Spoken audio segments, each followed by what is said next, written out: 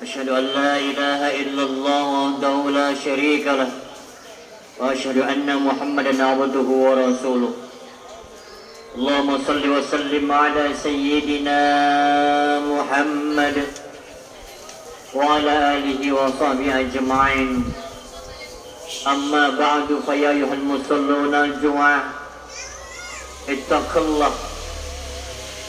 الله ما استطعتم وشارعوا إلى مغفرة من ربكم وجنة صدق الله العظيم وصدق رسوله الكريم ونحن على ذلك من الشاهدين والساكرين. Alhamdulillah, pada kesempatan yang berbahagia ini kembali kita diberikan kesempatan oleh Allah Subhanahu wa taala untuk beribadah, melaksanakan salat Jumat yang merupakan salah satu kewajiban dari setiap muslim, di mana dilaksanakan setiap seminggu hanya satu kali dalam kehidupan. Ketika Allah nyatakan di dalam Al-Quran panggilan tersebut dikhususkan, ayatnya tersendiri di dalam Al-Quran. Ketika Jumat itu telah tiba, wazarul bai', kata Allah, tinggalkanlah jual beli. Karena pada dasarnya hadirin, hidup ini tidak ubahnya bagaikan jual beli. Ada untung dan terkadang rugi. Maka tidak ada salahnya kalau Allah nyatakan di dalam Al-Quran wazarul bai' zalikum khairul lakum in kuntum ta'lamun. Tinggalkan jual beli, tinggalkan kehidupan duniamu ketika Jumat itu telah tiba, dan itu lebih baik darimu jika engkau memang benar-benar menyadarinya. Hadirin yang dimuliakan oleh Allah Subhanahu wa taala, konsekuensi dari kehidupan adalah beribadah. Maka setiap makhluk hidup dituntut untuk beribadah kepada Allah Subhanahu wa taala. Maka berbanding terbalik maknanya adalah ketika seseorang enggan untuk beribadah, maka berarti dia siap untuk kembali kepada Allah. Artinya orang yang enggan untuk beribadah kepada Allah mending tidak usah hidup. Orang yang bermalas-malasan beribadah kepada Allah Subhanahu wa taala konsekuensinya adalah tinggalkan kehidupan. Kenapa? Orang yang hidup konsekuensinya beribadah kepada Allah. Hadirin yang dimuliakan oleh Allah Subhanahu wa taala, olehnya pada kesempatan kali ini saya mengajak kepada diri kami pribadi dan kepada jamaah sekalian, mari kita meningkatkan keimanan dan ketakwaan kita hanya kepada Allah Subhanahu wa taala. Hadirin sekali lagi, meningkatkan keimanan dan ketakwaan hanya kepada Allah Subhanahu wa taala, bukan kepada dunia. Meningkatkan keimanan dan ketakwaan tidak lain dan tidak bukan adalah mendekatkan diri kepada Allah, melaksanakan perintah-perintahnya, menjauhi larangan-larangannya. Ini adalah konsekuensi kita beriman dan bertakwa kepada Allah. Dan iman ini wa huwa qalbun wa huwa fi raf'i wa bil qatil jadi, yang maknanya adalah bahwasanya yang hidup itu adalah hati, dan hati itu terkadang berada di atas dan terkadang berada di bawah. Ketika dia berada di atas, konsentrasi kita dalam beribadah, kekhusyuan kita dalam beribadah, subhanallah, tidak dapat diragukan. Tetapi manakala iman dan ketakwaan tersebut berada pada garis bawah, maka perlu untuk meningkatkan kembali keimanan tersebut. Dengan bagaimana? Kembali kepada ruh eksistensi dari kehidupan kita, beribadah. pada bulan Ramadan kemarin seluruh aktivitas ibadah kita laksanakan. Mulai dari berpuasa, kita sholat, kita membaca Al-Quran, kita mengeluarkan sedekah, zakat dan sebagainya. Yang ibadahnya tersebut tidak lain dan tidak bukan adalah dalam kerangka hablum minallah, hubungan kita kepada Allah Subhanahu wa ta'ala.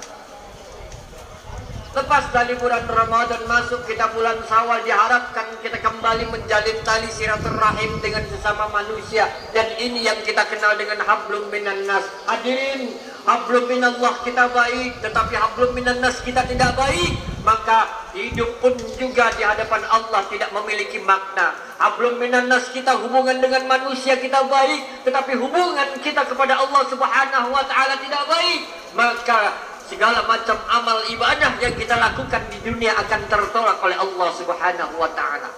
Ibadah yang kita laksanakan pada Ramadan itu adalah dalam rangka untuk hablum minallah, hubungan vertikal kita kepada Allah Subhanahu wa ta'ala. Tapi ada lagi yang lebih khusus pelaksanaannya setelah kita melepaskan Ramadan, yaitu hablum minan nas. Bagaimana hubungan kita dengan sesama manusia?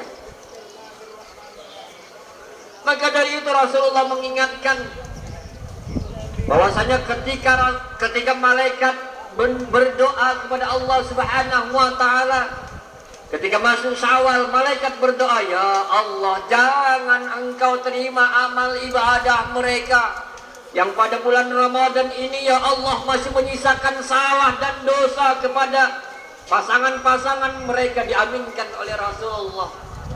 Jangan engkau terima amal ibadah mereka yang masih menyisakan salah dan dosa kepada kedua orang tua mereka. Diaminkan oleh Rasulullah.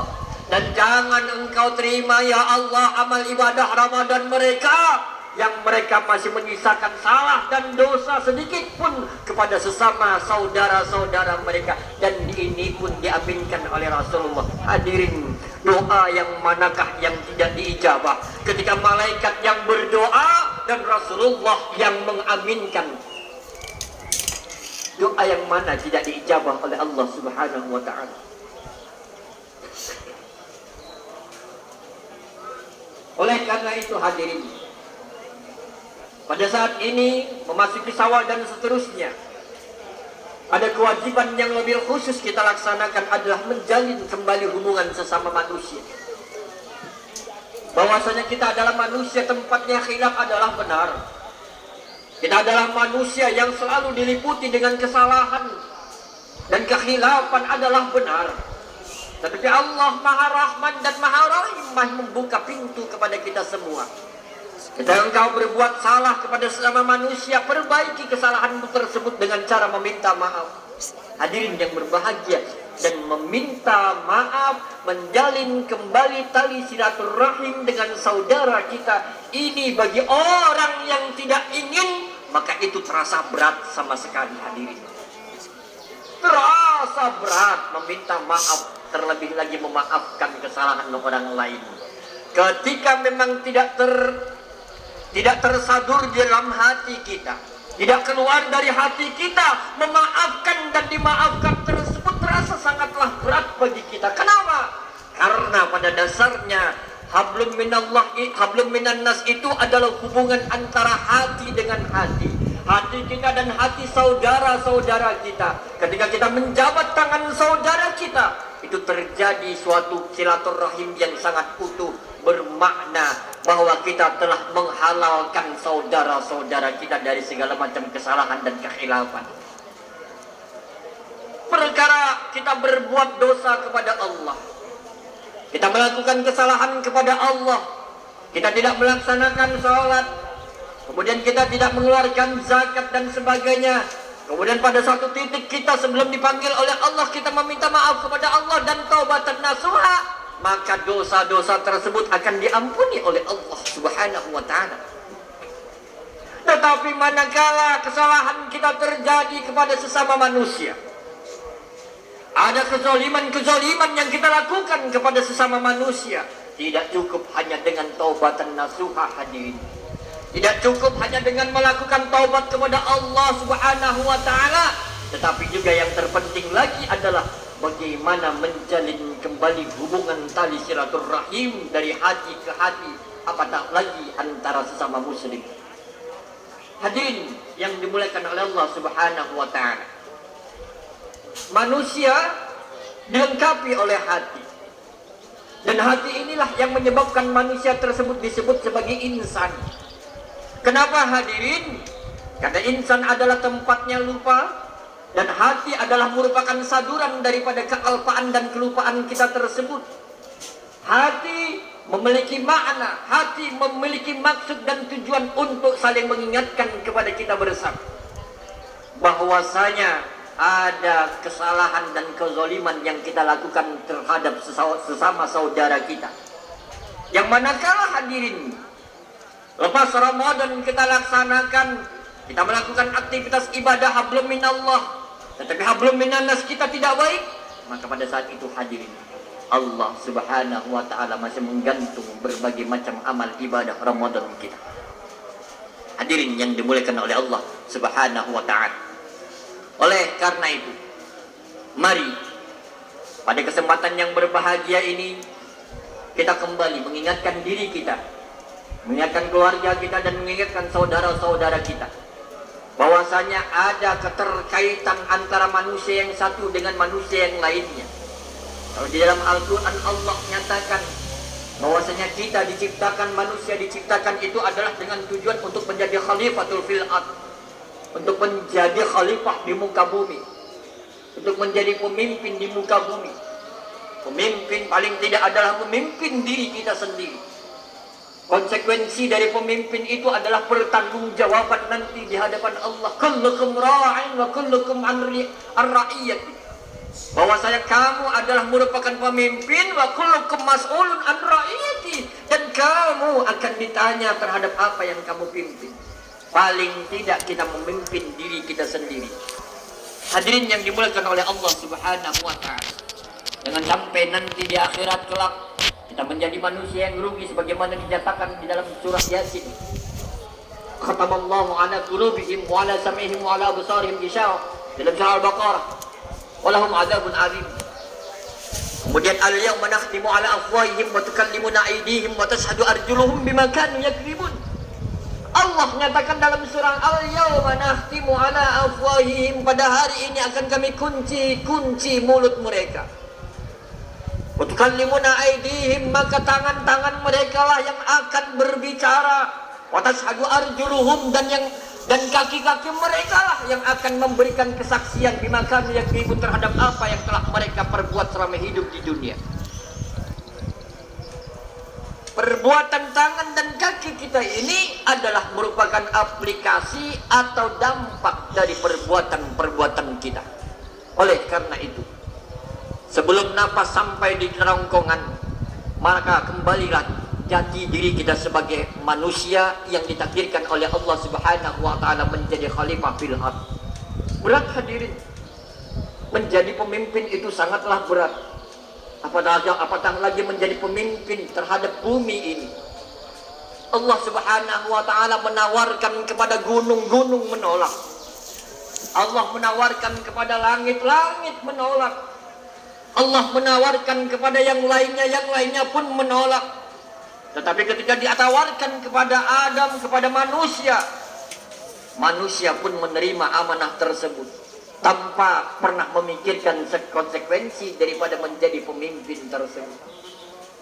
Hadirin yang dimuliakan oleh Allah Subhanahu wa taala. Terakhir yang ingin kami ingatkan kepada kita semua pada kesempatan yang berbahagia ini, bahwasanya saat ini hadirin terjadi berbagai macam propaganda yang sebenarnya bertujuan untuk mengikis sedikit demi sedikit akidah dari umat Islam. Propaganda yang bagaimana yang kami maksudkan hadirin, dunia secara global saat ini sedang mengalami krisis. Terjadi perang dagang antara Amerika Serikat dengan China. Kemudian kepada umat Islam diwanti-wanti harus berhati-hati ketika hanya sekedar bermodalkan keimanan saja tanpa bermodalkan materi, maka engkau akan ditinggalkan oleh zaman. Terjadinya krisis itu nanti akan meninggalkan berbagai macam dampak kemiskinan. Ketika kita tidak bermodalkan dengan uang, maka kehidupan kita tidak akan memiliki arti. Oleh karena itu, dalam propaganda-propaganda tersebut dikatakan cari kesempatan untuk meraih sebanyak-banyaknya dunia. Dan hadirin, propaganda-propaganda ini sama sekali bertentangan dengan apa yang pernah ditawarkan oleh Allah Subhanahu wa taala. Allah menawarkan kepada kita, "Wabtaghi fima ataqallahu ad-daral akhirah, wa la tansa nasibaka minad dunya." Kata Allah dalam surah Al-Qasas ayat 77, Allah nyatakan, "Wabtaghi fima ataqallahu ad-daral akhirah." Carilah kehidupanmu sebanyak-banyaknya untuk akhiratmu, wala tansa nasibaka minad dunya. Tetapi jangan kamu juga melupakan nasibmu terhadap dunia. Maknanya hadirin, bahwasanya kehidupan akhirat itu penting, tetapi jangan juga sampai melupakan dunia. Demikian pula sebaliknya. Ketika kita mengejar sekedar hanya dunia saja, kemudian kita melupakan akhirat, maka kehidupan kita tidak akan bermakna di hadapan Allah Subhanahu wa taala. Akhirnya, mari bersama-sama kita kuatkan iman dan ketakwaan kita, agar kita tidak tergerus oleh zaman, agar hati kita, akidah kita tidak hilang dikarenakan propaganda yang dapat merusak akidah. Barakallahu li wa lakum fil Qur'anil azim wa nafa'ani wa iyyakum bima fihi minal ayati wa dzikril hakim. Aqulu qawli hadza wa astaghfiru innahu was-sami'ul ghafurur rahim.